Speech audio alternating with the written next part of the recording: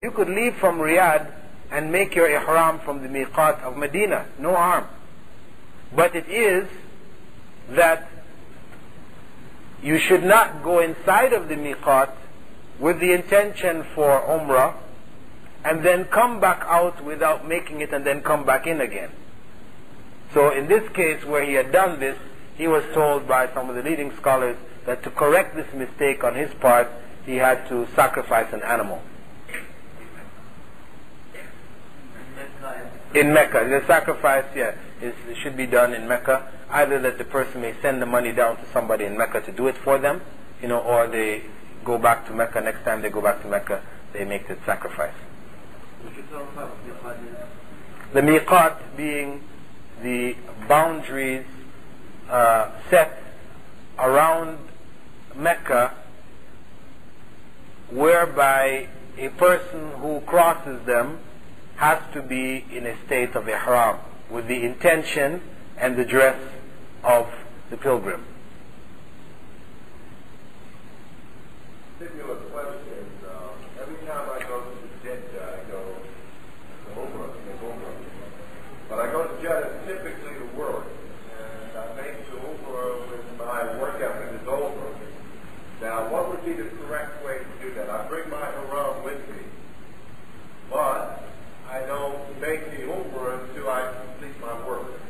Well, the correct way is that this is the case of our brother, is that he goes to Jeddah for business purposes.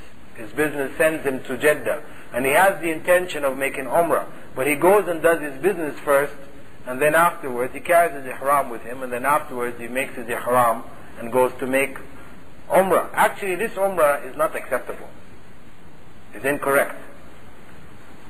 Because if you have left here with the intention of making Umrah after your business, but with the intention of making Umrah from here, then once you cross the miqat, when you're on the plane, and they tell you you're over the miqat now, this is the place for those who are going to make Umrah to make ihram, you must now put on your garments for ihram and make the intention for ihram.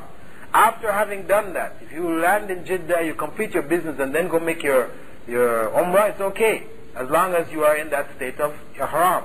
But it is preferable, if you come in, when you first come in, you should go make your ihram and then you go and do your business.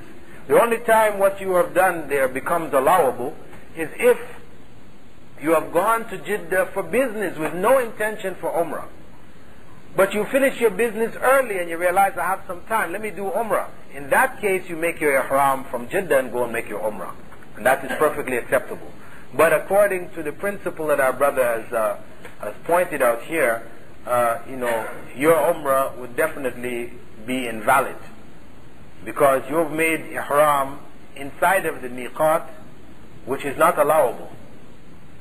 Suppose he goes out and goes to the miqat while in Jeddah. See, then he is in the case of the brother. He has to make a sacrifice. If he went to Jeddah, he did his business, then he went back outside of the miqat, and he went to Taif, because that's the next one. He goes to Taif and make ihram from Taif and comes in, right? If he does that, then he will still have to sacrifice for having come inside of the miqat with the intention for Umrah and not making the Umrah. But in sacrificing, he would then be able to make his Umrah valid. But if he just did his business, when he finished his business, then he put on his ihram, made the intention for Umrah, that Umrah is invalid. There are some scholars, I should mention, who do hold that, ihram from Jeddah, you're coming on a plane, is acceptable. But this is a minority opinion, and it's not really supported by the clear evidence from the Sunnah.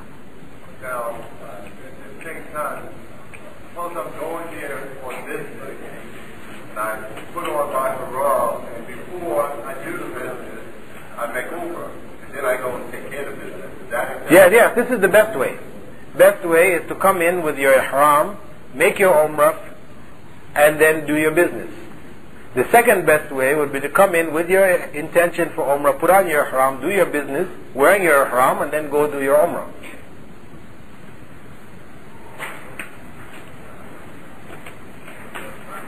Okay, inshallah, I think we should shut down now.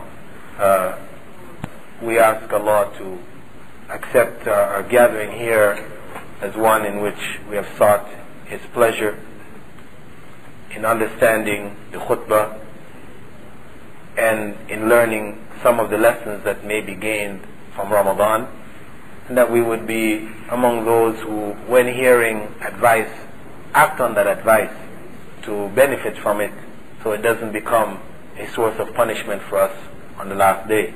سبحانك اللهم وبحمدك نشهد أن لا إله إلا أنت نستغفرك ونتوب إليك.